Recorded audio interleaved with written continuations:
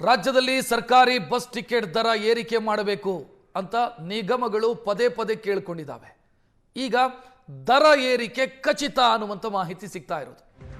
KSRTC, BMTC, ವಾಯುವ್ಯ ಕರ್ನಾಟಕ ಸಾರಿಗೆ ಮತ್ತು ಈಶಾನ್ಯ ಕರ್ನಾಟಕ ಸಾರಿಗೆ 4 ನಿಗಮಗಳು ಕೂಡ ಟಿಕೆಟ್ ದರ ಹೆಚ್ಚಿಸಿ ಅನ್ನುವಂತ ಬೇಡಿಕೆಯನ್ನು ಸರ್ಕಾರದ ಮುಂದೆ ಇಟ್ಟಿದ್ದಾರೆ.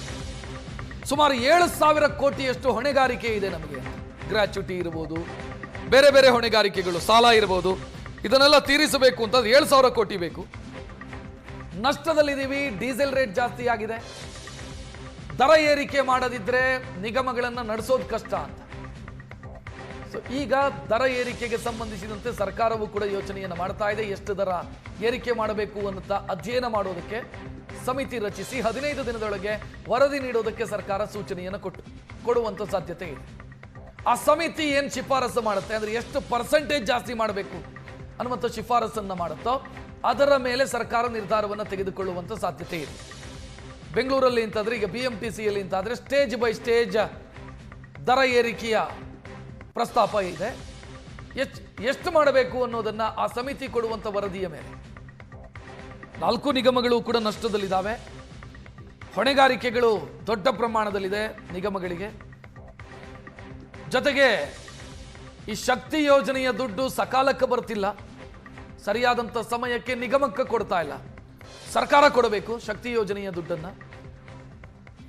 ಮಹಿಳೆಯರಿಗೆ ಟಿಕೆಟ್ ವಿತರಣೆ ಮಾಡಲಾಗುತ್ತೆ, ಅದರ ಮೌಲ್ಯವನ್ನು ಸರ್ಕಾರ ನಿಗಮಗಳಿಗೆ ಕೊಡಬೇಕು, ಅದು ಕೂಡ ಸಕಾಲಕ್ಕೆ ಬರ್ತಾ ಇಲ್ಲ.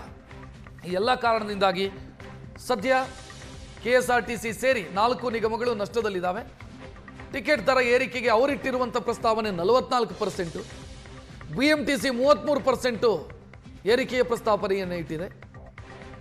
ಸರ್ಕಾರ ಎಷ್ಟು ಮಾಡುತ್ತೆ ಅನ್ನೋದು ಈಗಿರುವಂಥ ಪ್ರಶ್ನೆ.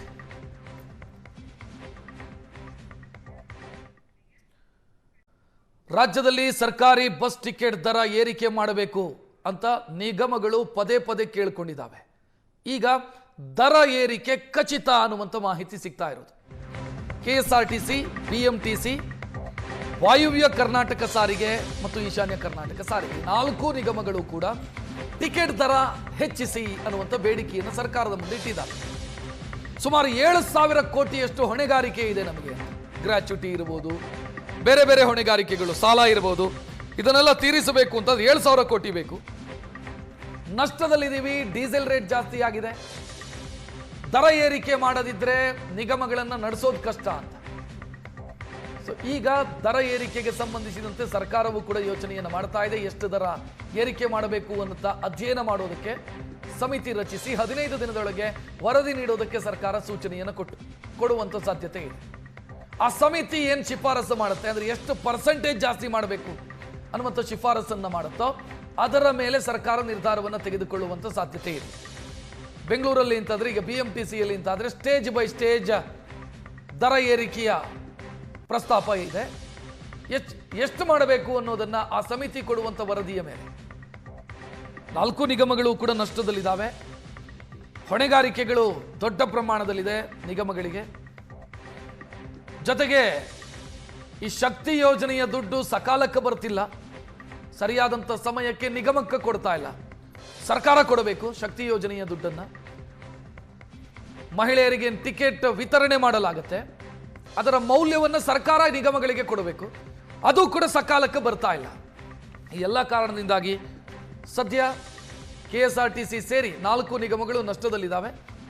ಟಿಕೆಟ್ ದರ ಏರಿಕೆಗೆ ಅವರಿಟ್ಟಿರುವಂಥ ಪ್ರಸ್ತಾವನೆ 44%, ಬಿಎಂಟಿಸಿ 33% ಏರಿಕೆಯ ಪ್ರಸ್ತಾವನೆಯನ್ನು ಇಟ್ಟಿದೆ. ಸರ್ಕಾರ ಎಷ್ಟು ಮಾಡುತ್ತೆ ಅನ್ನೋದು ಈಗಿರುವಂಥ ಪ್ರಶ್ನೆ.